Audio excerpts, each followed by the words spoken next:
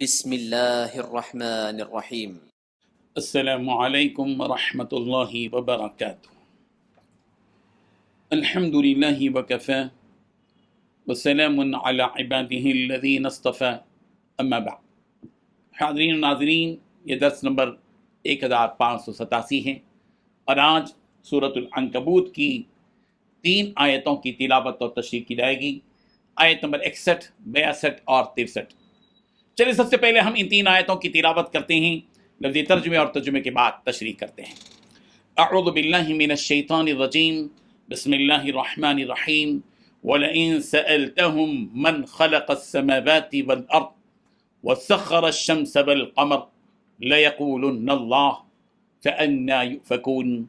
اللَّهُ يَبْسُطُ الرِّزْقَ لِمَن يَشَاءُ وَيَقْدِرُ اللہ یبسط الرزق لمن یشاء من عباده ویقدر له ان اللہ بكل شیء علیم۔ ولئن سألتهم من نزل من السماء ماء فأحيا به الأرض من بعد موتها ليقولن الله قل الحمد لله بل أكثرهم لا يعقلون۔ صدق اللہ العظیم۔ لفظی ترجمہ یوں ہے، ولئن اور البتہ اگر، سألتهم آپ ان سے پوچھیں، من خلقہ کس نے پیدا کیا، السماواتی آسمانوں کو، والارض اور زمین کو، وسخر اور کس نے مسخر کر رکھا ہے، الشمس سورج کو، والقمر اور چاند کو، لیقولن اللہ تو وہ ضرور کہیں گے کہ اللہ نے، فانا پھر کہاں، یؤفکون وہ پھیرے جاتے ہیں، اللہ اللہ یبسط الرزق رزق کشادہ کرتا ہے، لمن یشاء جس کے لیے وہ چاہتا ہے، من عبادہ اپنے بندوں میں سے، ویقدر وہی تنگ کرتا ہے، لہو جس کے لیے چاہتا ہے، ان اللہ بے شک اللہ بکل شیء ہر چیز کو علیم خوب جاننے والا ہے۔ ولئن اور البتہ اگر، سألتہم آپ ان سے پوچھیں، من نزل کس نے اتارا ہے، من السماء ماء آسمان سے پانی، فاحیا پھر اس نے آباد کیا، زندہ کیا، بھی اس کے ساتھ، الارض زمین کو، من بعد موتها اس کی موت کے بعد، لیقولن اللہ البتہ وہ ضرور کہیں گے کہ اللہ نے، قل الحمدللہ کہہ دیجئے کہ تمام تعریفیں اللہ ہی کے لیے ہیں، بل اکثرہم بلکہ ان میں کے اکثر، لا یعقلون عقل نہیں رکھتے۔ ان 3 آیتوں میں 10 باتیں بتلائی گئی ہیں۔ پہلی بات، اے محمد صلی اللہ علیہ وسلم اگر ان سے پوچھیں کہ آسمانوں اور زمین کو کس نے پیدا کیا اور سورج اور چاند کو کس نے مسخر کیا، دوسری بات تو یہ لوگ بھی ضرور کہیں گے کہ اللہ نے، تیسری بات پھر یہ لوگ کہاں منہ موڑے جا رہے ہیں، چوتھی بات اللہ اپنے بندوں میں سے جس کسی کے لیے بھی چاہے رزق کشادہ کرتا ہے اور جس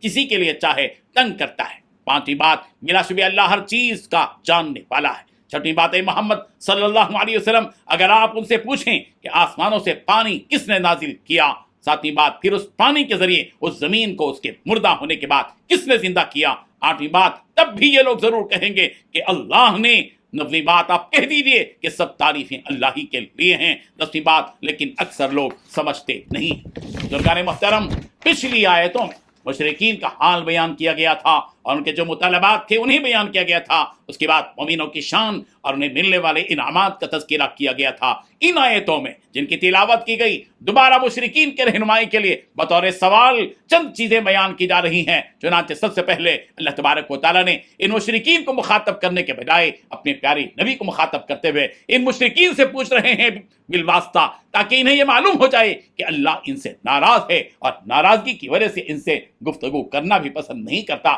تاکہ اس طرز عمل کے ذریعے ان کے دلوں پر چوٹ لگے اور انہیں کچھ سمجھ میں آ جائے، تاکہ لہذا اللہ تبارک و تعالیٰ فرما رہے ہیں، اے نبی صلی اللہ علیہ وسلم آپ ان سے یہ پوچھئے کہ یہ جو آسمان تم اپنے سامنے دیکھ رہے ہو اسے کس نے پیدا کیا، اور یہ زمین جس پر تم چل رہے ہو اور اس زمین سے اپنی ضرورت کی چیزیں اللہ کے حکم سے نکال رہے ہو، یہ کس نے بنایا، اور یہ سورج جو تمہیں آسانیاں مہیا کرتا ہے اور تمہارے لیے روشنی اور گرمی لے آتا ہے تاکہ تم اس روشنی میں اپنے کام انجام دے سکو، اسے کس نے اس کام پر معمور کیا ہے۔ اسی طرح یہ چاند جو رات کے اندھیرے میں تمہاری رہبری کرتا ہے اور جس کے ذریعے سے تم اپنے دنوں کا حساب لگاتے ہو، کس نے اسے اس کام میں لگا رکھا ہے۔ جب آپ ان سے یہ سوالات کریں گے تو ان لوگوں کا جواب یہی ہوگا کہ یہ سب کرنے والا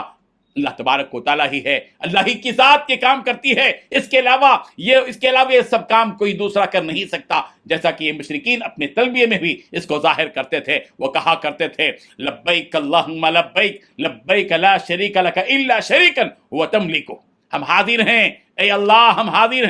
حاضر ہیں کہ تیرا کوئی شریک نہیں سوائے اس کے جس کا تو مالک ہے۔ جب یہ لوگ ان سب باتوں کا اقرار کرتے ہیں اور اللہ کے خالق و مالک ہونے کو بھی جانتے ہیں، تو پھر کیوں یہ لوگ اللہ سے منہ موڑے ہوئے ہیں؟ ان سوالات کو کفار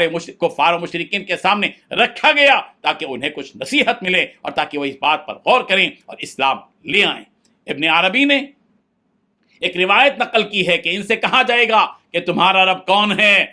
تو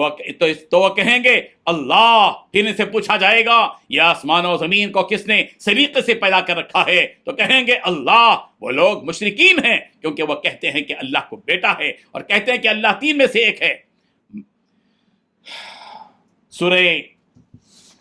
سورۃ الزمر کی آیت نمبر 38 میں بھی اسی قسم کا مضمون موجود ہے۔ وَلَئِن سَأَلْتَهُمْ مَنْ خَلَقَ السَّمَاوَاتِ وَالْأَرْضَ لَيَقُولُنَّ اللَّهُ، اگر آپ ان سے پوچھیں کہ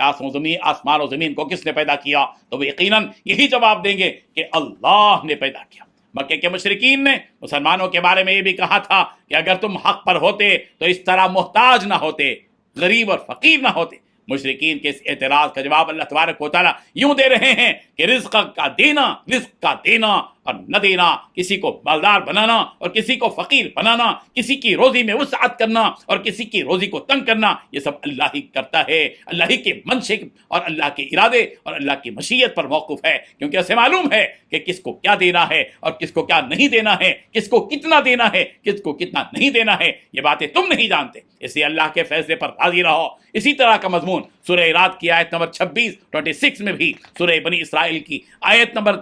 33 میں بھی ہے۔ پھر اس کے بعد انہیں مشرکین سے دوسرا سوال کیا جا رہا ہے، انہی مشرکین سے، اور نبی کریم صلی اللہ علیہ وسلم سے کہا گیا ہے کہ اے نبی آپ ان سے پوچھیں کہ یہ آسمان سے بارش کو کس نے نازل کیا، پھر اس بارش کو نازل کرنے کے بعد جو زمین بنجر اور مردہ ہو گئی تھی اس کو دوبارہ ہری بھری اور کھیتی والا بنا کر کس نے اس زمین کو زندہ کیا، اس پر بھی ان کا یہی جواب ہوگا کہ یہ سب اللہ ہی کی قدرت و طاقت سے ہوتا ہے۔ جب آپ ان سے ان کا یہ جواب سنیں تو اللہ کی حمد بیان کیجیے اور کہیے کہ ساری تعریفیں اللہ ہی کے لیے ہیں، جس نے ان سب چیزوں کو کھول کھول کر بیان کیا ہے جسے وہ بھی جانتے ہیں، مگر اس کے باوجود کچھ لوگ ایسے ہیں کہ اسے سمجھتے نہیں ہیں اور اس سے نصیحت حاصل نہیں کرتے۔ سب جان بوجھ کر بھی یہ جاہل بنے ہوئے ہیں اور بتوں کی عبادت میں لگے ہوئے ہیں۔ پیغمبر انہیں ان کے حال ہی پر چھوڑ دیجیے، کیونکہ ان کے ذہنوں پر پردے پڑے ہوئے ہیں اور یہ لوگ اب حق بات کو قبول کرنے کے لیے تیار نہیں ہیں۔ اللہ تبارک و تعالیٰ ہمارے سینوں کو کھلا رکھے تاکہ ہم اس دین کی ان باتوں کو سمجھ سکیں۔ آمین۔ وآخر دعوانا ان الحمد للہ رب العالمین۔